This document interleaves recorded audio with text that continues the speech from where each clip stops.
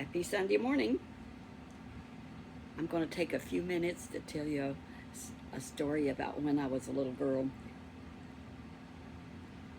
Grandma Chit Chat with Granny Pat reminded me of the story I want to tell y'all because this morning she was talking about bright red lipstick. But I'm going to give you my scripture for this morning, which is Psalms 143:8. Let me hear in the morning of your steadfast love, for in you I trust. Make me know the way I should go, for to you I lift up my soul. And Lamentations 3:22-23 says, the steadfast love of the Lord never ceases. His mercies never come to an end. They are new every morning. Great is your faithfulness. And that's true, kiddos. So, Chit Chat Granny Pat. She's a sweet lady. She's 89 now, I think. And she's another grandma on YouTube. And she was talking about bright red lipstick that her mother always wore. And it reminded me of my mom's mother down in Mink Holler, where they lived. And we used to visit down there when I was a little girl.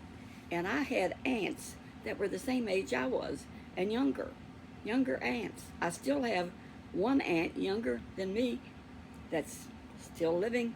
She's 4 years younger, and she's on Facebook, and I see her quite often. She's a wonderful lady. Anyhow, her name is Lee, and I just love her. I don't get to see her because she lives way off away in another state. But we used to go down Grandma's down in Mink Holler, and that was the name of it, Mink Holler.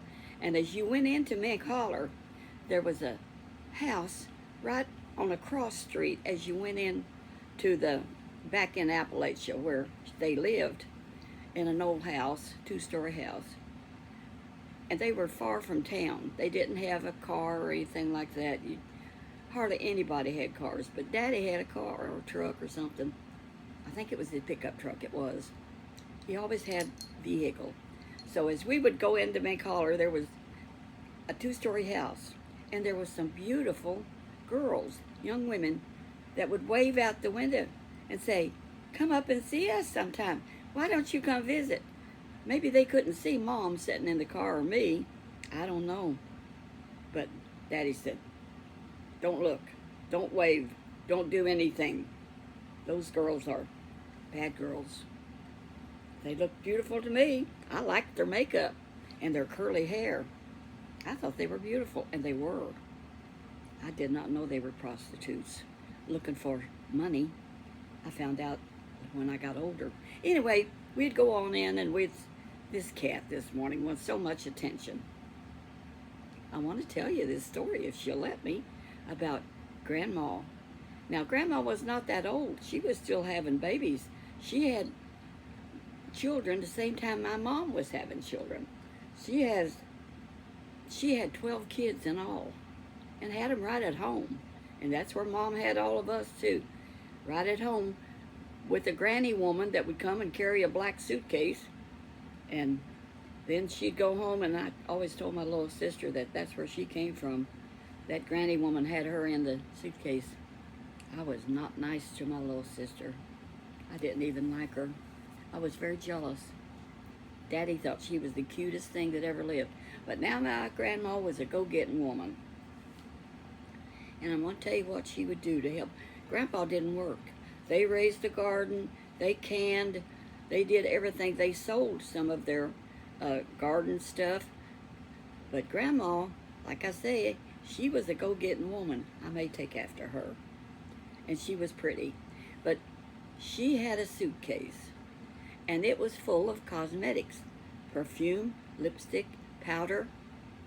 And you know, it was about 5 or 6 miles to town, across the mountain to the town, Ewing, Virginia.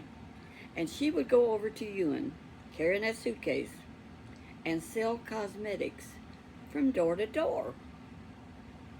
That's what she did, and she made money. But when she brought that suitcase home, she set it down in the extra bedroom, which was a door between the kitchen, the living room, and that bedroom. So me and my Aunt Freddie, who was a little bit older than me, maybe a year. We would go in there and we would open that suitcase. And guess what? We would, somebody coming down in front of me, we would open that suitcase and she had all different colors lipstick. And we would try them. Now we had a rag that we could wipe off when we got done. But you could use that dark powder and change your complexion. She had rouge. She had eyebrow pencils. We just used it all. I bet she could smell us with some of her cologne she was selling. You know, she never said a word. And we would play in that, and at 8 years old, and then we would take it all off before we would go out in public again. But Grandma would go from door to door and make some money so that she could order seeds from the seed catalog. And she raised flowers, and they had a grapevine with a great big grape arbor down by their house that would just hang full of grapes when they got ripe in the fall. I don't know when they got ripe. It's been so long ago.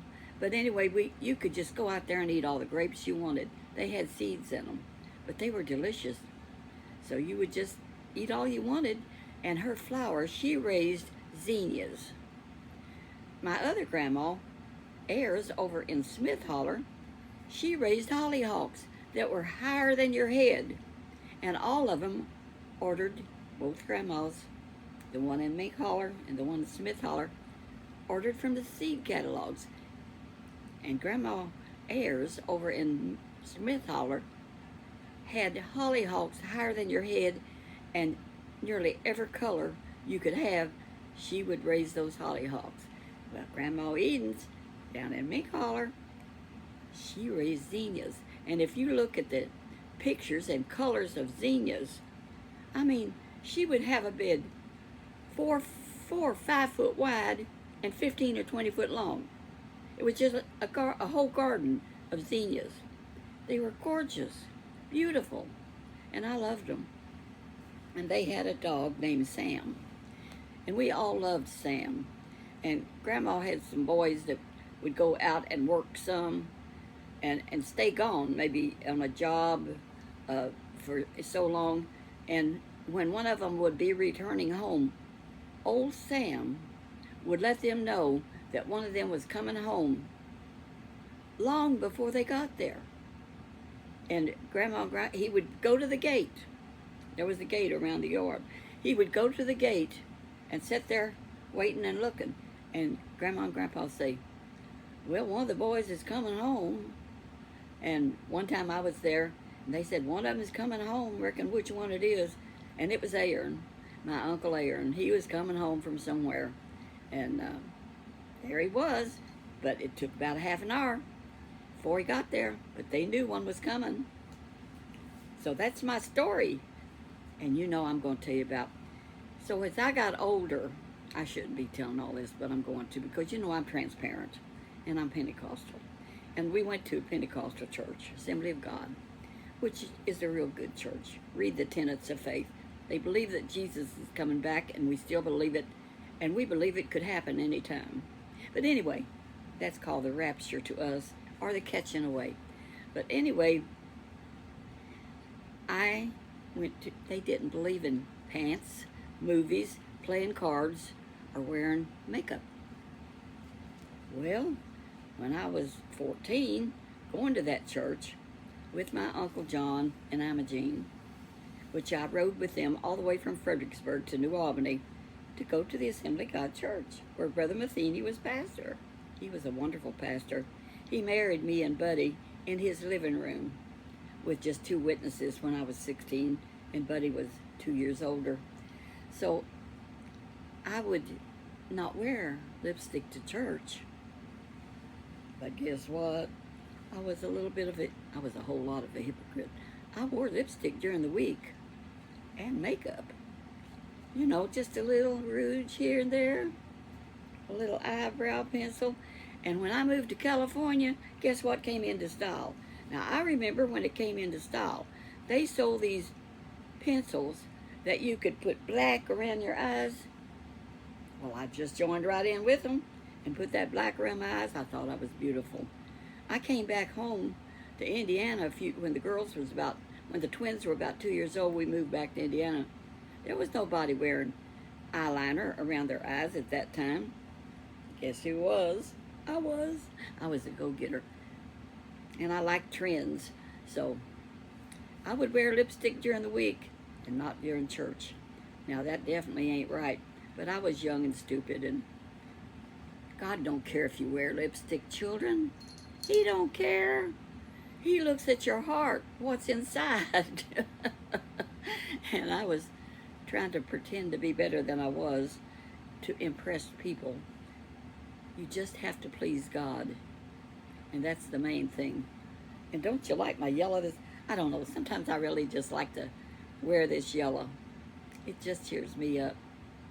And I'm going to the Goodwill this morning after my preacher. James went on to church, but I stream, and I just wanted to talk to y'all a little while. I talked about taking a vacation. You know, I've been doing this every morning for a long time. I don't know if anybody missed me or not. Would y'all miss me? Well, anyway, I'm pretty chatty, but I wear lipstick, or that's all I wear now. I don't wear any eye makeup, no lipstick, no nothing. But my wrinkles are coming on. And I tell you, I got tickled at chit-chat with Granny Pat. She said her mother always wore this bright red lipstick. She don't care if I mention her because I just love her, and she knows it. She said the reason that us older ladies don't wear real bright red lipstick, though her mother wore it all her life, she says it gets in our wrinkles and it comes down this way. And she said, I'm keeping some tissue. And she was wearing bright red lipstick. She said she should have wore a red shirt, but she didn't want to change then. She just like I do, she does it on her iPad. So me and her have fun. She's a fun lady. Y'all check her out. Since I've been talking about her, I've been noticing her numbers have went up considerably. So some of y'all have found her and like her. And that's great, because that helps her finances. And guess what? Now, this cat has got my nose itching. Where's my Kleenex? Right here. I have a check coming, really and truly. So what did I do with some of it already? I already sent some to the Philippines as a donation to a ministry over there, a new church that this young man, Reymond, Raymond, is going to. It's a Pentecostal church in the Philippines, in Cebu. And I already sent him some, and James matched what I sent. So, you know, that's more money for the ministry when I want to. And I'm using some more of it to expand the storage in my phone and the storage in my iPad, because I never knew I was going to be doing videos. I had no idea. You don't know what God's going to do you, folks? But that's the path I'm on. And I thought about, maybe I just ought to retire. And I says, not yet. You're having too much fun. So God bless y'all. And I'm going to find me a... Ah! She nipped me again. And you know I scream when somebody nips me. Look at her. Is she ashamed of herself? Shame on you, Bella. She didn't hurt me. They do that when they love you and want attention. Now you cut that out and get down. Go on. That got my attention. And I probably got y'all's attention. A merry heart doeth good like a medicine, children. Whoever watched this all the way through will see that. But a lot of you don't. But I'm going to get some money, and it came to, I was going to tell you, and I told you I'd tell you, and I will, $441 and I think 21 cents or something. I don't remember the odd cents. And they're supposed to put it in my bank account, but I already spent some of it in faith believing. This morning, I'm going to tell you another thing. I'm going to make a short on that and tell you what happened when I went to the Y this morning. I'll tell you about that a little later. It was funny. I'm hunting a pair of glasses so that I won't look cross-eyed. Where is some oh, I like these. These are so cute. And they will go good with my yellow. I should just keep on talking. I look so cute, don't I? I'm a little vain, children. I really don't look like a grandma sometimes. Don't you just think I'm Aunt Clarine? Well, anyway, whatever I am, and I'm enjoying being a grandma to the world. So y'all just call me Grandma Lois. I can tell people now, I've got so many followers and subscribers that you can Google me. So just Google Grandma Lois, and there I am. So now I'm going to say, walk that path where Jesus would be pleased with you. Bye-bye.